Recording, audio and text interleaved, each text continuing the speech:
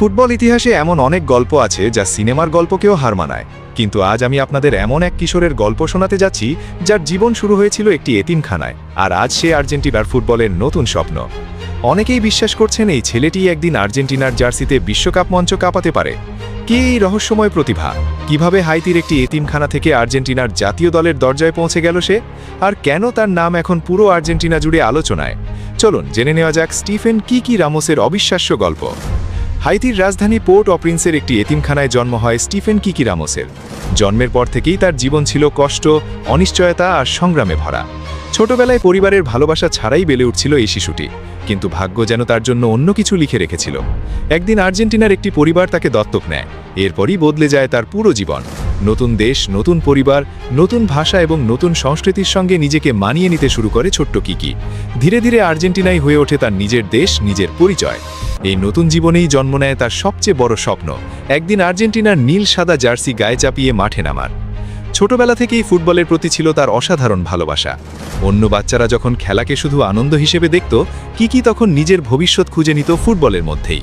প্রতিদিন অনুশীলন, কঠোর পরিশ্রম আর নিজের সীমা ছাড়িয়ে যাওয়ার চেষ্টা তাকে দ্রুত অন্যদের থেকে আলাদা করে তোলে। এই প্রতিভাই তাকে নিয়ে যায় আর্জেন্টিনার ঐতিহ্যবাহী ক্লাব ভেলেজ সার্সফিল্ডের যুব একাডেমিতে।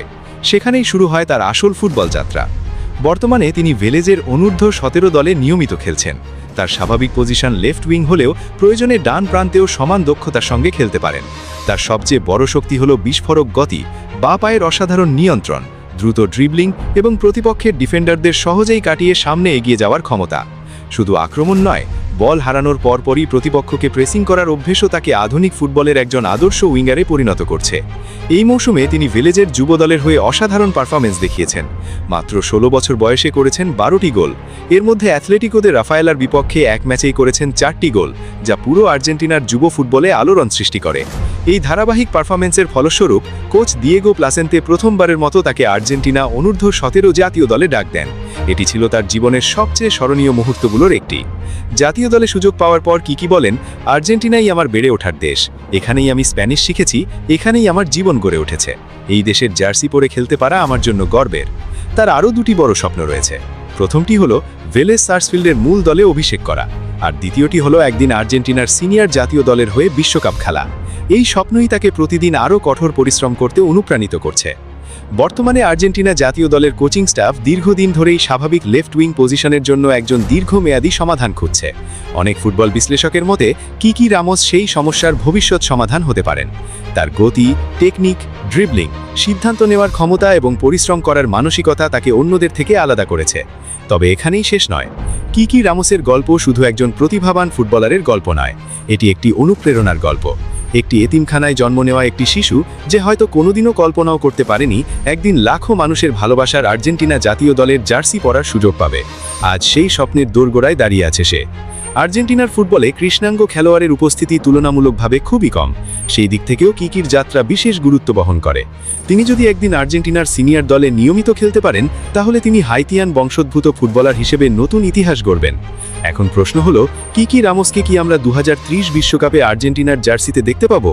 এর উত্তর আজ কারো কাছে নেই। তবে অনেক ফুটবল বিশ্লেষক মনে করেন, যদি তিনি নিজের বর্তমান পারফরমেন্স ধরে রাখতে পারেন, বড় কোনো চোটে না পড়েন এবং ধারাবাহিকভাবে উন্নতি করতে থাকেন, তাহলে 2030 বিশ্বকাপে তার আর্জেন্টিনা জাতীয় দলে থাকার সম্ভাবনা যথেষ্ট উজ্জ্বল। তখন তার বয়স হবে মাত্র 21 বছর, যে বয়সে অনেক বড় তারকা বিশ্ব ফুটবলে নিজেদের প্রতিষ্ঠিত করেছেন। তাই অনেক সমর্থক ইতোমধ্যেই কিকিকে ভবিষ্যতের আর্জেন্টিনা দলের গুরুত্বপূর্ণ সদস্য হিসেবে দেখতে শুরু করেছেন। হয়তো আগামী কয়েক বছরের মধ্যেই তিনি ভেলেজের মূল দলে অভিষেক করবেন, হয়তো এরপর ইউরোপের বড় কোনো ক্লাবে খেলবেন। আর যদি তার উন্নতির এই ধারা অব্যাহত থাকে, তাহলে একদিন আর্জেন্টিনার হয়ে বিশ্বকাপের মঞ্চেও তাকে দেখা যেতে পারে। ফুটবলে কোনো ভবিষ্যৎ আগে থেকে লেখা থাকে না, কিন্তু কিছু খেলোয়াড় তাদের প্রতিভা, পরিশ্রম আর মানসিক শক্তি দিয়ে নিজের ভবিষ্যৎ নিজেরাই তৈরি করে। স্টিফেন কিকি রামোস ঠিক সেই পথেই হাঁটছেন। হাইতির একটি এতিমখানা থেকে শুরু হওয়া এই যাত্রা আজ আর্জেন্টিনার জাতীয় দলের স্বপ্ন পর্যন্ত পৌঁছেছে। এখন শুধু সময়ই বলে দেবে এই স্বপ্ন কতটা বড় বাস্তবে রূপ নেবে। আর যদি সবকিছু তার পক্ষে যায়, তাহলে 2030 সালের বিশ্বকাপে আর্জেন্টিনার জার্সিতে কিকি রামোসকে দেখা মোটেও অসম্ভব নয়। হয়তো তখনই বিশ্বের কোটি কোটি ফুটবল প্রেমী নতুন এক তারকার জন্ম দেখবে। আপনার কি মনে হয়, কিকি রামোস কি সত্যিই 2030 বিশ্বকাপে আর্জেন্টিনার হয়ে খেলতে পারবেন? মন্তব্যে আপনার মতামত জানাতে ভুলবেন না। ভিডিওটি ভালো লাগলে লাইক, কমেন্ট ও সাবস্ক্রাইব করতে ভুলবেন না।